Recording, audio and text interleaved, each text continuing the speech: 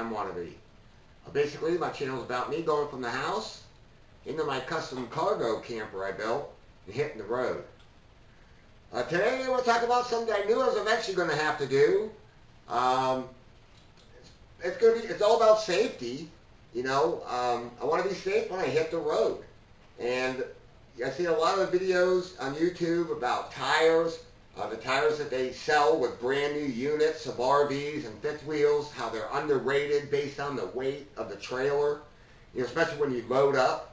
You know, the tires they sell you with a brand new trailer is really for an empty trailer. It's like the trailer, here it is, you can take it home just as it is, perfect. That's what the tires are made for. But then you load up, you know, you fill it with water and your gear and your clothes and the kids and everybody, and now you're over the tire weights.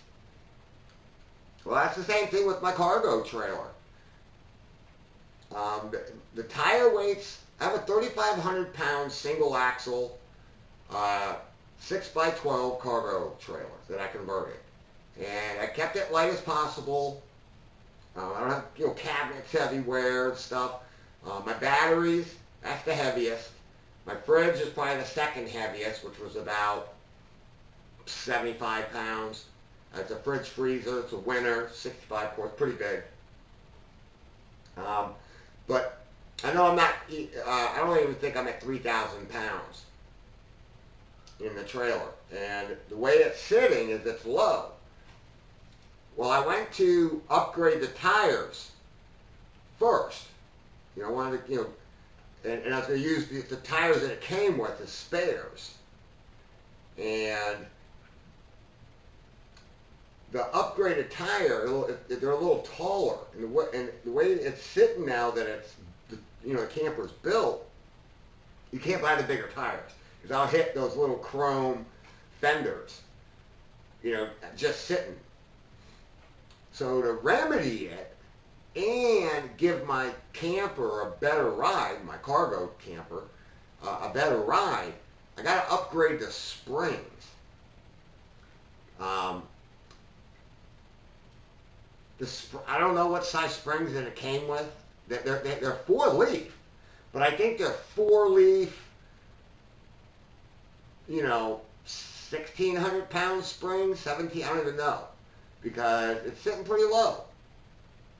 And it's a 3,500 pound axle, and I know I'm not at 3,000 pounds, or I might be, but I doubt it. So a simple fix. I'm not going to do a video on how to change the leaf springs. That's pretty simple. I mean, there's the 2 bolts in the eyes, and then you got the 2 hangers. You got 2 hangers. It's really, you jack it up, you drop it, you just replace it, and it's pretty freaking simple to do leaf springs. So you can save a bunch of money. You go to E-Trailer, get your leaf spring. Go to E-Trailer and get your leaf springs. Any trailer place, just measure the spring that's on there from eye to eye, so you know the distance, what spring you need, and then just get a heavier, dutier spring. And what it'll do also with that heavier spring is it'll raise my trailer back up. And that way I could put that bigger, heavier weighted tire on there. So I'm going to take a picture of it right now. I'm going to bring you out there and you can just see how it's sitting now. And then when I replace the springs, I'll do I'll add like a comment down below with a picture if I can, or it probably won't let me do that. So I'll probably have to not publish this video until I have the new springs in. But I can do that. So let's go take a look and see what it looks like now. Okay. Now you can see there's not a whole lot of playroom right there. I mean, I got maybe, yes, I can't even get my hand back there. So there's probably an inch and a half. I got more on the front for sure. You know, you can really see that good. But this side, that sun's bright as can be. But you know, the leaf springs, that's pretty simple. See, the leaf springs, they're just a couple eyes. You got the two hangers, then you got the two eyes, the one over there and the one right there. That's it. You got one bolt, and then you got the two U-bolt hangers right there in the middle. So that'll be, I mean, that's simple. And that's a 1, 2, 3, that's a 4 leaf, but you can see it's almost straight. You know? So, that's a weak ass 4 leaf for sure. I tell you, that's a weak 4 leaf. That's probably like a 1,500 pound maybe. I'm going to show you the inside. I mean, you can see. I mean, there's no upper cabinets.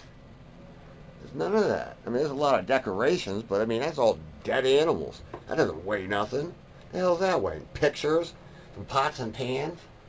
I got a generator up front. That helps me when I drive in those totes. And the stuff that's in the totes is actually decorations that go on this side that all fall down. So, I mean, there's no weight. I mean, here's the garage. Move that out of the way. So that's the work table.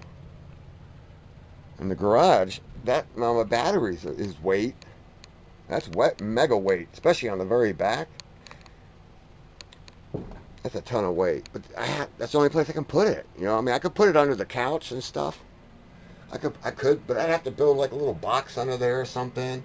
I don't know. And there'd be all that weight on one side. Can I split it? Maybe. Then I'm running long wire runs between the batteries. I want everything close together. You know? Everything back here is just right here. That's the power. That's a 110 charger for the battery. So if I'm plugged in with shore power, that's a 55 amp quick charge 3-stage charger. My inverter that runs all through there, and then I got shore power. Like I said, I got shore power. I ran it through the floor, so I got it all here, all together. You know, and my solar panels are right on the roof, right here. They just run right down the side. So everything is all super close to each other. So I had to put my battery weight on the back. And trust me, driving it, without that weight up here, believe me, I was bouncing like crazy in the middle. But by adding that big giant China generator up front, and I got those two totes there, and plus when I pack it up to actually drive it camping, I'm going to have food and stuff like that all in this middle section. You know, my clothes and stuff will all be over the wheel, so it'll offset the weight of the batteries. Right now it's actually running great, just like this, but it'll be even better. You know, it'll be that, whatever that ratio is, 60-40, 70-30, you know, front to back ratio. So I'll be fine. And on top of that, I decided I was gonna put the rest of the panels on the roof. So I was gonna do them remotely, you know, so that way in case I've been parked under the shade, I could have a couple panels for the, you know, I could put out just out, you know, out here in the yard or something like that. Not here in this yard, but, you know, if I'm boondocking, I could put them anywhere. But the most of the places I'm going to be going for the first year is going to be not a lot of trees. So I might as well just put them up there. And that'll add more weight up on that roof too, you know, to offset the battery weight. So I'll be totally fine as far as, you know, I figured what was going to keep it so it tows correct, and it's towing great. In fact, seems like everybody drives slower than I do. Well, this is what it looks like now, and I'll do a follow-up video on doing the, I'll actually do it. I'm going to tape it, and I'll do a video on changing the springs. But the great thing is, when I change that spring, I'm going to put at least a 2,000 pound or a 2,500 pound spring on each side. So to bring up to 5,000 pounds. Now, I can't add 5,000 pounds because the axle is still a 3,500 pound axle. But my trailer is going to ride higher. It's going to be taller. So when I go down boondocking places, it's going to give me a higher lift. So my back, look how low my back is right now. That'll bring that up at least an inch or two. I'm not going to say it's not going to be four-wheel drive lift, but it's going to bring it up some. And I'll be able to change these tires out to a bigger, meatier tire, which is going to be more lift. Because these are 75s. And these are like 205, 75, 15s. Yeah, 205, 75, 15s. So I might be able to go up to like 95s. Or 105s or so. Well, probably 95. I don't know. I'm not sure.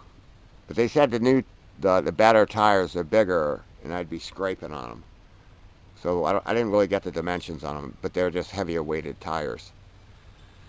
So I'll do a follow-up video on this, and on the install, and then we'll see how much clearance I got, and then my next step will obviously be getting the tires, the bigger tires.